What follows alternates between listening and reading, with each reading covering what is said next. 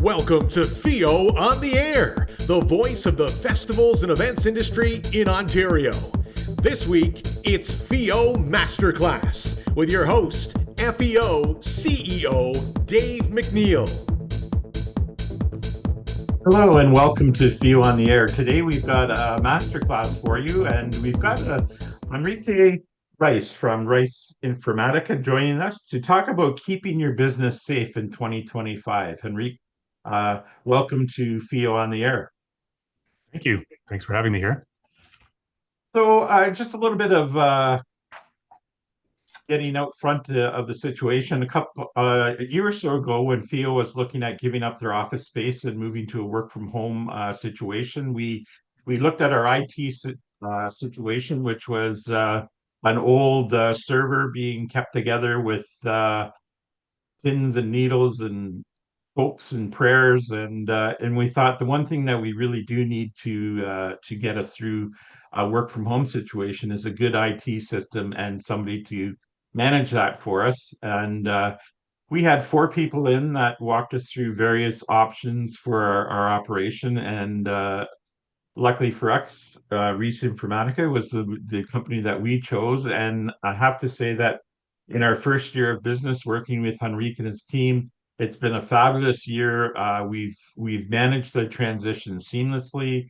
We've had no issues. We've had monthly check-ins, follow-ups, and we've gotten in front of any problems that have come our way. So if you're looking or you're thinking about downscaling your operation and going to a work from home situation, I think one of the first things you have to think about is IT. And Henrique has got a really good presentation for us here, and things to think about as you plan that transition, just things to think about in general as you operate through 2025, and what's important to think about in your risk management situation, especially when it comes to your IT and your database. So Henrique, I'm going to throw it over to you, and I'll watch the chat for questions, and we can carry on from there.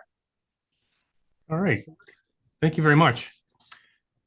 So hi, I'm Henrique Reis, president of Reis Informatica. We've been in business for a long time, since 2008 or so.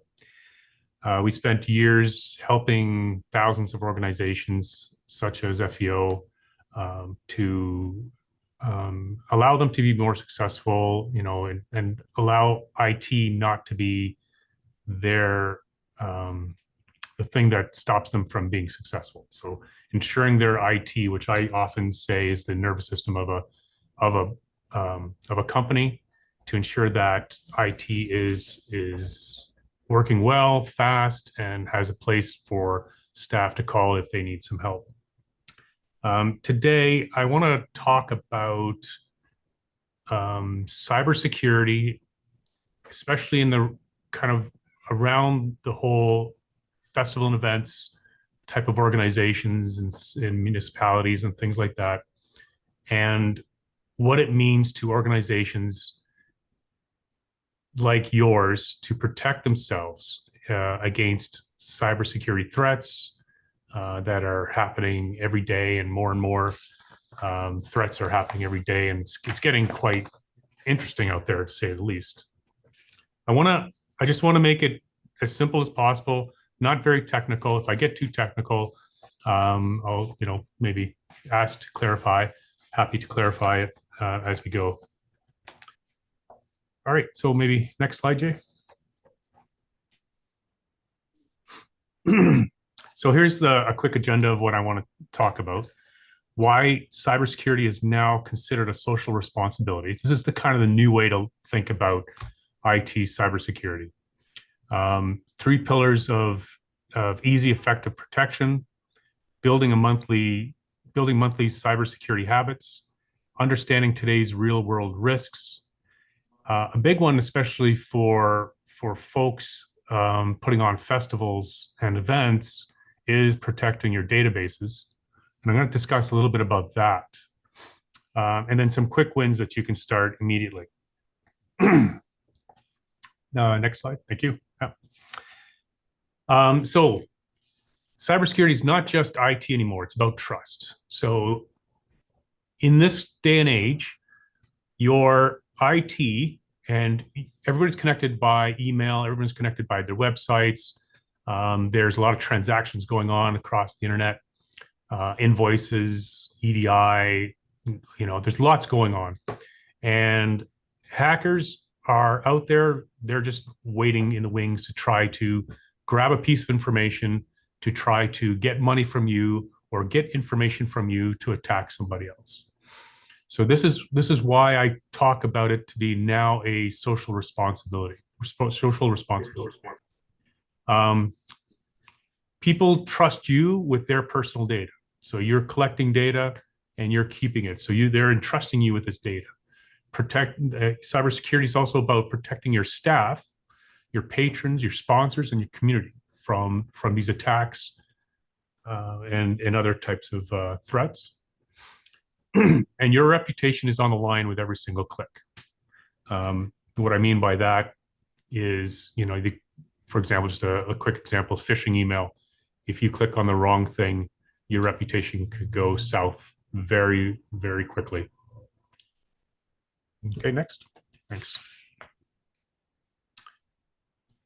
So it's a social responsibility. Cybersecurity is protecting the community. So what you do to help protect yourself helps it defend hackers or defend the community against other hackers that are trying to get to other people. They may be getting to you. They're trying to break into your system. Maybe you don't have anything. This is one thing I hear from a lot of clients is, yeah, but I don't have anything that they want. Are you sure about that? You mean you talk to people, you have email systems, you have invoices.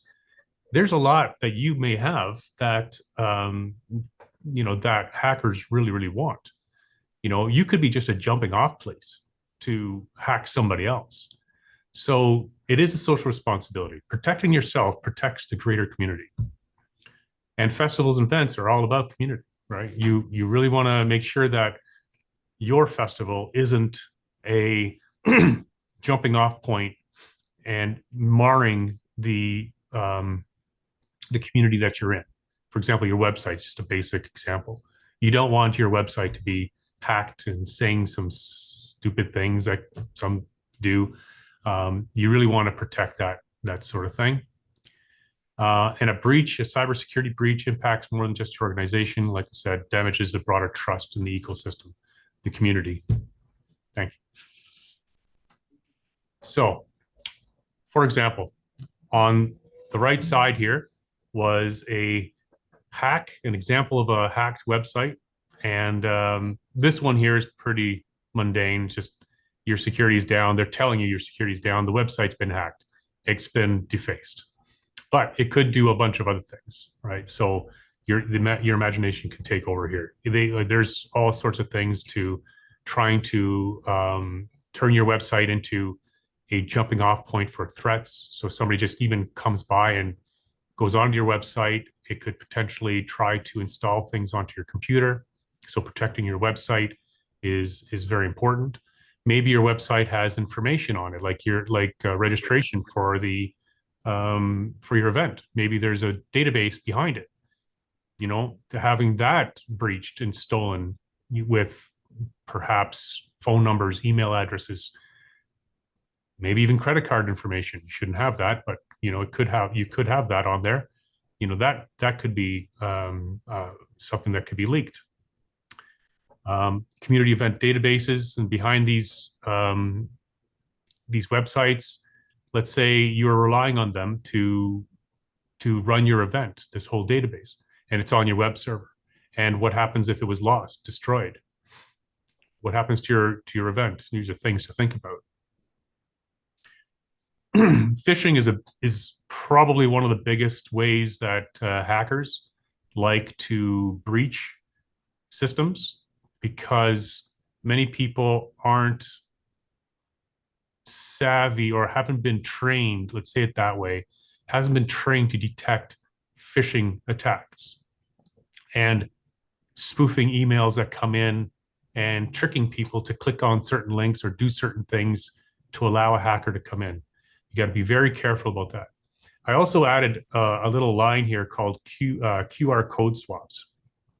let's say, for example, you have a festival and you have QR codes pasted everywhere for them to, go here and check out this, like who's playing, or here's a list of all the bands, there's a QR code for that, or a QR code for whatever you use in your festivals. There could be a hacker who's actually physically at your event who could actually take a sticker and paste it over top of those QR codes and mimicking websites that you're using and trying to steal people's information that way, right? Just by just putting a QR code over top of yours, they could redirect people to go to the hacker's website and try to steal information. That's something to watch out for. So maybe a good little thing to do would be to once in a while go to where the QR codes and just kind of run your finger along the QR code, see if there's a label, been put on top of it. Just an interesting thing to do. Next slide. Okay. Yeah. Can you give us just a simple definition of phishing? Like what in your definition would you call phishing? So phishing is a term used in IT and cybersecurity where a hacker, it's kind of like phishing. So they're sending you a hook and bait by email, and they're making the email appetizing or interesting for you to open. And it could be anything. It could look like a Microsoft security alert, or it could look like an email from your IT department or your municipality or a vendor. It could look something very familiar to you. It could be something looks like it comes from Netflix, for example, as well.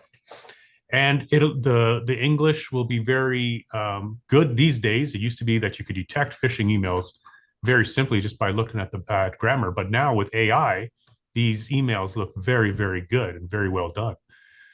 They trick you in these emails to say things like, click here to enter your credentials to fix your billing problem, or click here to download a new receipt, or whatever it could be. Or, Netflix sends you a receipt saying you watched, or not Netflix, let's say Apple, because this is one phishing email that came to me. Apple, I got an Apple Store receipt that came to me, and it said that I had $2,000 worth of apps that I downloaded. Wow, that was an interesting one. So I knew it wasn't legitimate. So I deleted it immediately. To detect that, to understand that these are actually phishing emails, there's a few little tricks that you can do. Is, like, look where it's coming from. Like maybe it says, from some weird address, maybe it's not that person that should be sending that to you. Or you hover over the link that is presented to you in the email. If you hover over it and it doesn't say Netflix.com or Apple.com, it says Joe's Appliances. Why is Joe's Appliances sending me something from Apple? That doesn't make any sense. Obviously a phishing email. Those are just two little ways to detect if it's a phishing email. You click on, let's say you don't see these things, and you click on that. It could present to you a screen that says to enter your credentials for Microsoft Office, as an example, and they're mainly trying to get your credentials for something, your bank, maybe to your Amazon account, to your Apple account, you name it. It could be anything. Usually it's credentials they're after, or click here to pay this bill that you have, you're owing. Like, I don't know, say they made a screen that looked like it's from the city Kitchener. You must pay your parking bills, in the amount of $300, and maybe you got spoofed into thinking you've got parking tickets. You click on that and you enter your credit card information. Well, you just lost some money there. So it's very important to understand what a phishing email looks like. If you're part of an organization, you should talk to your IT provider and see if they can provide some security awareness training, SAT training. It's most security providers or IT providers can provide that to you on a monthly basis. A testing component is part of that, so you can see how many of your staff pass or fail. And then there's just videos and training on just every month or whatever the frequency is. you get trained on security in general. So one of them can be phishing. One of them can be, don't pick up strange USB drives that are lying on the sidewalk and put it into your computer. That's another way that people get hacked. There's a bazillion ways. One thing I didn't say at my introduction is that I used to be a cybersecurity researcher. We used to call ourselves ethical hackers. So I used to break into companies for, under contract and teach clients, this is how I broke into you. This is how I stole your information. Obviously, I had a contract in case I needed to get out of jail free card, which I had to use once. The RCMP was called on me. So, there's many ways that hackers can get in, even showing up into your office, pretending to be a maintenance person. That's why you don't just let in anybody walking in off the street, right through your reception desk to the back. Stop them. I used to work at Allen Bradley as a kid for summer student. And 5 people walked in the front door way back when, before cybersecurity was even a thing. And they just came in and just took some computers, just like that, just crazy. Anyway, did that answer your question? Well, thank you. Yeah, that's great. Yeah. All right. Sounds good. So top risks facing events today, festivals and events. It's just like any organization, phishing attacks, ransomware. Ransomware can spawn from a phishing attack. Financial fraud, fake invoices and wiring fraud. We've seen this a few times where a hacker will try to fake an invoice to a company, and there's not a lot an IT company or an IT department can do. There's a bit that can be done. This is a lot of policy, a lot of teaching your accounting staff to watch out for these sort of things. Like if you're getting an email that says, "Oh, our banking information has changed, please send all future payment remittances to here." That's a red flag.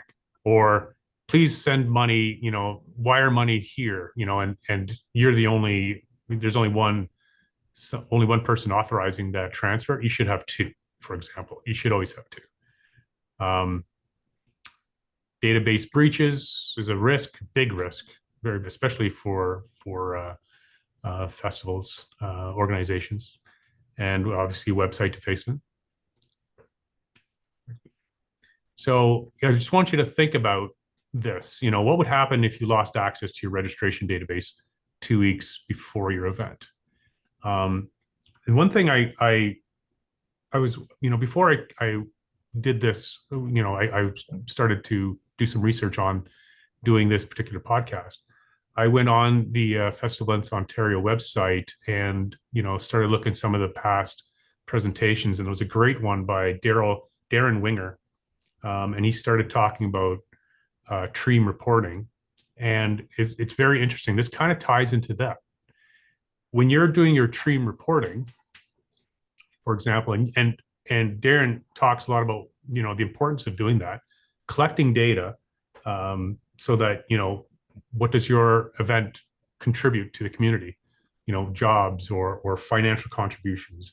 You're logging things like number of visitors, you're logging visitor spending, length of stay, all that sort of stuff. Like you're logging all this data into a database, on your own computers or on your server. And, this is important data that you input into the Ontario website to collect this data that you can in the future use. And as Darren put it, use stories to talk about how, this event that you're putting on benefits the community, and this is great stuff. I mean, I really like this stuff. And I see it here just in my hometown in Kitchener, like the festivals and the events that are put on here bring together the community. But, if you don't get the buy-in from, let's say, some sponsors or the municipality, because you don't have the data to back it up, because you lost it from a cyber breach or something like that, that's detrimental. That could be very important to you and future, the future possibility of running that event again. Maybe I'm saying something that's a little too far, and maybe that may not happen that way, but that's just a possibility. So data that is collected for these sorts of things, really should be protected from cyber breaches. So I just wanted to kind of bring that up. So I've done work for thousands, literally thousands of companies, different clients of different sizes, anywhere from a 5-person operation all the way up to multi-billion-dollar public companies in Canada. I've done it in Europe. I've done it in the States. Different organizations have different budgets, and a lot of people don't think about IT and cybersecurity very much. They think of their operation, their product. They don't think of the back end too much about, how does that support their operation. So people don't really think about adding, money to protecting themselves. So organizations usually have limited budgets. They don't like hiring dedicated cybersecurity staff is costly, and the tools that they need is also quite costly. So, many organizations don't have the capacity to do that or don't want to, unless you get into larger firms, insurance companies, or manufacturing, much large ones. They might have a dedicated person to do that. So in general, small organizations have weaker protections. They just don't have the systems and processes in place to protect themselves. So they're very appetizing to a hacker.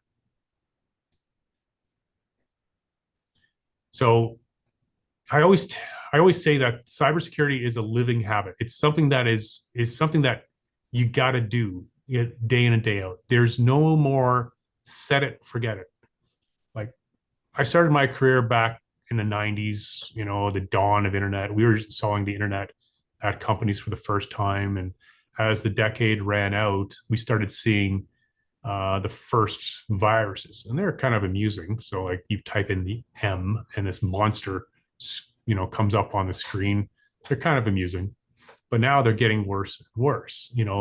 Back then we could just, put on a firewall or put on an antivirus, set it up, and we forget it. We don't have to worry about it. Nowadays, and I keep saying this, like, what we've done 6 months ago is no longer good now, because you can't just buy an antivirus program, buy a firewall, setting it up and forgetting about it. You really have to watch what's going on in your network. You need to have things watching your systems. You have to be watching for these threats as they evolve. As they evolve, your defenses must evolve as well to kind of, take care of things. So cybersecurity is, in IT, it's very much like your accounting department. It's very much like your marketing. It's an ongoing part of your operations. Next slide, please. So I start talking about, this is just like your security system in your building or your smoke alarm, right? You need to have a system nowadays that is constantly watching your network, your workstations, your servers, your website for suspicious behavior, for breadcrumbs of possible breaches. So having systems that can collect these little breadcrumbs, like weird logins that are happening on Johnny's computer or Sally's laptop or something like that, and collecting some of this information and piecing together a picture excuse me, about something that could be lurking around in the network. And you really have to have something kind of watching your system at all times. And you can do this with a very, very good antivirus program, ones that are, like, we call them EDRs, enhanced detection response. Those ones are quite good. Organizations should actually have as well some active security monitoring, which actually have people and machine learning working together to try to detect breaches that are happening in real time. So if you don't have something that's watching your network always, you could have a breach in your network for over 200 days. I mean, it's interesting, when we switched to these types of active monitoring systems, how many breaches we found in networks. This goes a few years back now. when we started out using these active monitoring systems. We found active breaches in networks, even though we've deployed good firewalls and good antivirus. It was very interesting to see that. We got them out, and all is well. But it's very interesting to see. Nowadays, we want to find and detect breaches within 15 minutes. And there is actually now a Canadian law. I think if you have a breach, you do have to report it right away. And so that's another responsibility of yours. So having active detection before it actually turns into anything is a very important thing. Next slide, please. So just elaborating on that, in general, we take these things for granted: fire alarms, emergency exit security systems. Cybersecurity monitoring is very much the same thing. It is like a fire alarm deployed throughout your network, deployed throughout your computers, that is watching for these little breaches while they're in progress, and then maybe we can do something about them right away. A lot of times hackers will come into your network and they won't do a thing other than just kind of look around for like 45 days. That's generally the rule of thumb, or the trend that we've been talking about. They don't do anything for 45 days. Gives us ample of time to make sure we get them out, but we really want to get them out as fast as possible. Hence the 15, 30-minute turnaround. Next slide. So there are 3 pillars of protection, and I'm going to talk about those. Like, how do you protect your network? With 3 things: people, processes, and technology. With the people, you can teach your staff and your volunteers basic cybersecurity awareness. Turn your people into active participants, into firewalls, into soldiers protecting your networks, protecting your data, looking for those phishing emails or looking for strange anomalies that are happening on the website.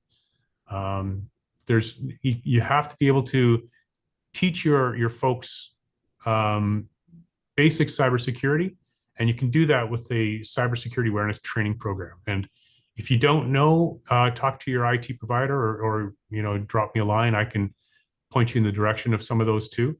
But it's definitely something that every organization should have that. And nowadays, if you're talking to insurance companies and trying to get cyber insurance, they're going to insist that you have a cyber or a security awareness training program in place.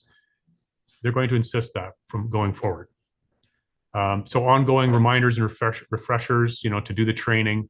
And it's not phishing email training. It's training of all sorts of different types of security incidents and issues to protect yourselves. Next slide. Yeah, thanks. Some processes.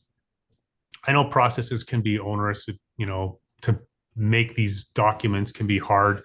It's not that hard. Very simple processes for every business you should have. You should always have some way to back up your database, and it should be backed up not just to an on-site NAS, network attached storage device, but it should also be backed up, second backup off-site, somewhere outside of the building. Preferably 40 kilometers is the rule of thumb, is the IT best practice. And the reason why 40 kilometers is because if you, in general, the reason why they say 40 kilometers is because of, an environmental event such as a tornado or an earthquake will affect an area, but won't affect an area 40 kilometers away. That's the general thinking. Verify your backups. So make sure that they are working, they are happening. Making sure that your passwords are big. They don't have to be complex, but they should be big. Maybe a quote out of a book or a saying or something like that. They should be done, and they should be changed quite often. And security monitoring reviews. Once in a while, have a review done of your network.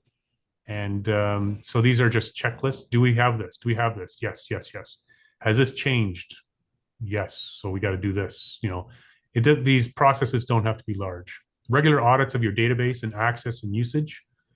This is a little complex, but you should have your IT provider or IT department take a look at this and audit this, and you have a monitoring system watching this database as well. for strange access. So these are things that should be documented and should be done on a periodic basis, quarterly, annually, or whatever it is that should be done. So backup should be done every day, by the way. That's the big one. Cybersecurity uses a lot of technology. So, the basics is an antivirus and firewall protection. We've been doing this since the 90s. You should have a good one. It should be replaced every few years, or it should be updated. You should have an active contract with those firewalls and the antivirus system. You just don't buy something. You can get freeware antivirus right off the web. I really don't recommend that. I would go with a reputable company like Trend Micro, CrowdStrike, Microsoft Defender. I mean, there's some good ones out there too. But you should always have one that's updated all the time. I highly recommend paying for it because you're going to have something that is updated all the time. And it's not the be all and end all, right? Because you can have this and still get breached, but this is like layers of an onion. Cybersecurity is layers. You have to apply many layers to protect your data, protect your databases, your company. You should be doing security updates for all devices, all your workstations, all your servers, your website. That's something that people just never remember to update. You should be updating your frameworks, your PHP or whatever it is that you're running, your web WordPress. Many people just set it and forget it, and they get breached. Right? I did a security review for a new prospect not too long ago, and they had somewhere in the order of 60 medium vulnerabilities and 10 high priority vulnerabilities. It was Swiss cheese, easy to break into. We worked with their website people to update the frameworks and PHP and got them right down to a good spot, and then put active monitoring on that going forward. MFA, I can't stress this enough. You must have MFA. A lot of people may complain about it. I don't want that. That's too much work. I don't want that installed on my phone. But it's one of the best pieces of protection you have to protect your databases, your banking information, your Office 365 or your Google Gmail, whatever it is, anything that's online, any software as a service or SaaS product, you should always set up MFA for that. If you need cyber insurance, this first question they're going to ask you, do you have an MFA? No, sorry, you don't qualify. They will not even consider you if you don't have MFA. So you should really look into that. So we go into some organizations that they need MFA, they got to have MFA, but the employees don't want MFA. They don't want anything installed on their phones. Well, there's other ways around that. You can use tokens. There's many different products out there that instead of installing an app on the phone, you can use a token, which is like a little hardware device that recycles a number. These things have been around for a long time. There's some more complex ones now these days, but you can use those to provide the extra multi-factor authentication to your login as you're logging in. So lots of options out there. And also active threat monitoring. This is what I've been talking about. You should always have, especially in a corporation, in your network should be actively watched for threats. And if there's something that's there, for example, let's say there's a computer that is being breached, immediate action needs to be taken on that machine. It should be quarantined right away. The software, the system should be able to quarantine that computer immediately. It's the same as pulling the plug on it so that it doesn't try to infect anybody else. That's very important as well. Next one. So we talked about a little while ago about Darren Winger's presentation about Tream reporting and how you folks collect information from donors, sponsors, and attendees, and collecting that inside of what could be even just a simple Excel spreadsheet or an Access database, if anybody still uses those, SQL databases, or A specialty database, perhaps there's one that's a SaaS offering, which that provider should have some protections around it and should have MFA implemented as well. But let's say you're using a database or something, even you've custom written a database that's in your corporation. You've got to protect that. It can have treasure, all the data you need for reporting for the TREAM reporting that you need, and you use that for going to municipalities for funding or getting grants. If you lose that, that could be detrimental to your future operations. Next slide. So how do you protect it? There's one thing I'll bring up. When we bring on a new client, the very first thing that we do is take a look at their backups and shore them up. It's so vitally important to go to your backups and make sure that they are being tested, that they are being backed up, that they're being backed up to a separate place. Even your Office 365, right? Many people think, oh, it's Microsoft, they got it, but Microsoft doesn't back it up. If you delete something, if you delete an inbox or a mailbox of a user that's left, or you delete that very important piece of mail, it'll hang around for 30 days, okay. But after that, it's gone. If you remember it, 3 months from now, oh, darn, I needed that old staff member's mailbox, but it's been, 3 months, they're gone, that mailbox is gone. You should have a backup system for Office 365 as well, even for Gmail. There's backups. I can't stress that enough. You got to have backups that are happening at least daily.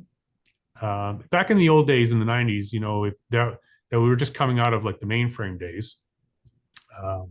Not so much happening in the 90s, but the old IT guys back then, they used to call it grandfather, father, son. That was a backup methodology used by tapes. So you back up daily, your data daily, and then you back it up weekly, and you set the weekly aside, and then you back it up monthly, you set the monthlies aside, and you constantly rotate around those. So you can go back into time essentially and get your data. You must do something like that now, right? With your data, it has to be done like you should be backing up multiple times a week and archiving, and on a weekly basis, monthly basis, annual basis, and testing your backups. Just don't think your backups are working. Yeah, we're doing backups. Are you? Well, if you have somebody like myself that can go in and do a review of your network, we'll take a look at your backups. Hey, that your backups haven't been working for 8 months. We found that a few times when we look at prospects' systems and we take a look at their backup systems. They haven't been backing your data up in 8 months, and that's, if they lost something, they would be in a bad place. So it's a good thing to do. Access controls. Who has access to your database? Who gets it, who needs it, and only give it to the people that absolutely need it. Protect it. The admin rights shouldn't be just given to anybody either. Most people should just have a user style access, not administrator access to these databases. And that's something you can talk to if it's an actual SQL database, you can talk to your database DBA, database administrator, and make sure your security is set properly. Encrypt your sensitive data. Nowadays, cyber insurance firms are asking us to encrypt the laptops. So your laptop should be encrypted as well. It's something that we're starting to do ourselves with many clients. So that's something that you should look at. Databases should be also encrypted. There should be a key, encrypt those databases. Even if it's an Excel spreadsheet, can you encrypt that? That's something to look into. And then monitoring these things for unauthorized access to temps. That's where you have to have an active monitoring system, looking at the Windows event logs, see if somebody's trying to log into this SQL database. So, next slide.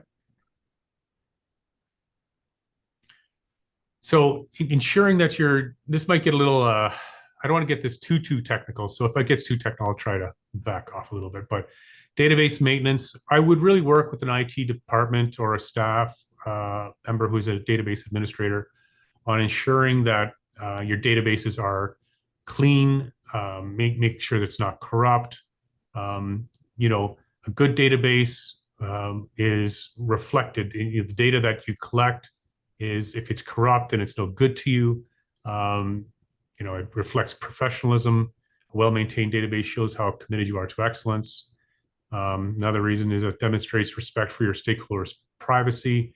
You don't want your databases to be leaked out and put on the dark web, for example, if it has a lot of private information. So you really should protect them and maintain them and keep them safe. Next slide. So a habit, cybersecurity is a habit. You should always be checking your backups, checking your patch and updates, your Microsoft updates, your PDF, Adobe updates, alerts that should be reviewed, and access password reviews. Now, this is a lot. I mean, not a lot of companies are going to do this, but what I highly recommend is aligning yourself with a good company that can do this for you. And this would be happening on a frequent basis if you're using a monitoring system, a security monitoring system, to take a look at your backups, your patch updates. Your computer is constantly recording what's happening, who's accessing what, and it's those alerts are put into a security log. Those should be monitored.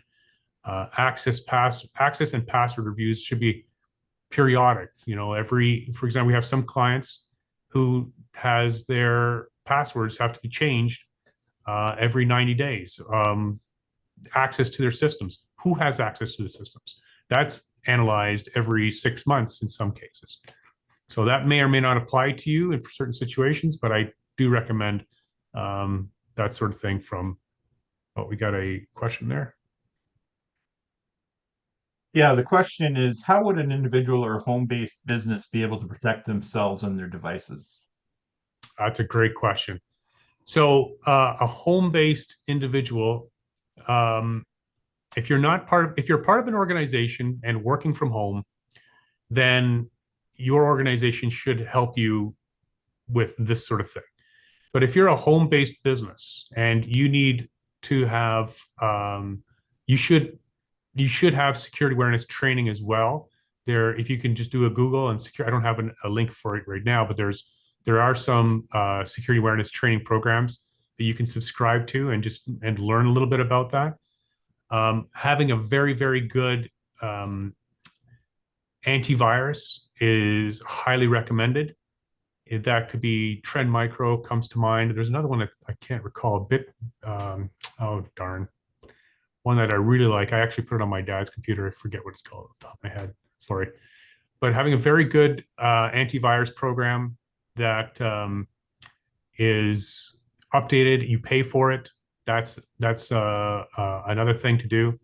Ensuring, if you're on a Windows machine, ensure that Microsoft updates are happening all the time, and just check that. There's in your control panel, you can check, or just go into search and type in Windows updates. You'll be able to see very simply that if it's happening or not happening. So that's a very important thing to do. Ensure that your Wi-Fi is not using a default password, default settings. Bell might give you a Wi-Fi router. Make sure you change those passwords that you have in there. That's very important. You're going to be, if you have a website, you make sure you talk to your website provider to check the vulnerabilities with that. That's very important as well. So hopefully that answers your questions. Thank you. Okay. Next slide, please. So I just wanted to give you just a very quick, some quick wins that you can even start now. Whether you're a home-based business or you're an enterprise or you're a small business, if you're an enterprise, this is already happening in most cases, but home-based businesses, making sure that you have MFA, multi-factor authentication, turned on your bank accounts, on your Office 365, making sure that you have it enabled in any database or SaaS product, software as a service product that's out there. Make sure you have it all on all the time. Making sure you have backups, making sure if you have a home-based computer, making sure you have a good backup system Windows backup has a good backup system. If you're on Mac, like I am, you have a backup system that works really well for that. Update your devices, making sure patch management is happening, Windows updates, make sure your Mac is being updated frequently. I've got my Mac right now is actually complaining in the corner right now that I should update tonight. I definitely will. Your iPhone as well, or your Android phone should always be updated. And periodically check to see who has admin access to your databases or to your computer or to your name, you name it, whatever kind of service that's out there. Who has admin access to that?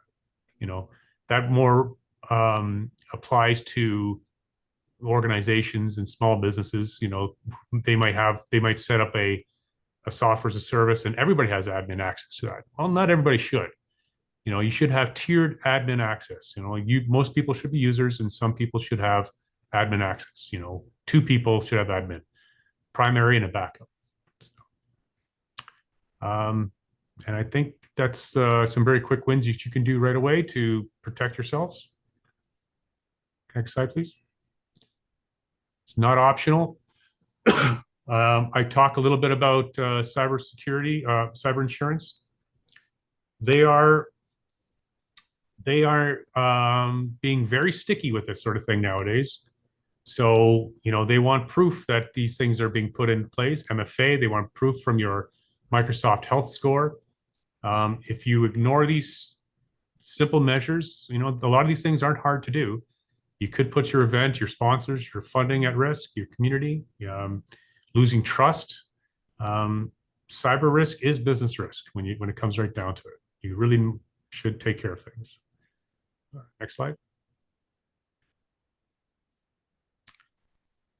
So yeah, I talked quite a bit. I want to leave some time for any questions if there are any. It's about trust. Cybersecurity is about protecting people and relationships. Trust is built over years. It can be destroyed in minutes or seconds. It really could. You click on the wrong link and your trust is gone. Treat cybersecurity as a part of your core event operations, not as an afterthought. A lot of people, after a cybersecurity event, that's when they take it seriously. But they should take it seriously right away. That should be on the forefront of everybody's mind in their operations. So where to start? So build some monthly habits, find some trustworthy partners if you need help, like an IT company. Reis Informatica also helps. Your IT department could help.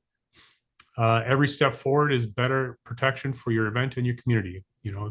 Make your event or your organizations unpalatable to a hacker. Make it taste so bad that they don't want to hack you. It's too much work. They'll go to somebody else. That's the goal of cybersecurity, is to make it so hard that hackers just give up and go somewhere else. I think that's it. So thank you very much for your time, and I'm open for any questions. Henrique, thank you very much. A lot of great information to think about, and it's not too late, and it's mandatory that you get started.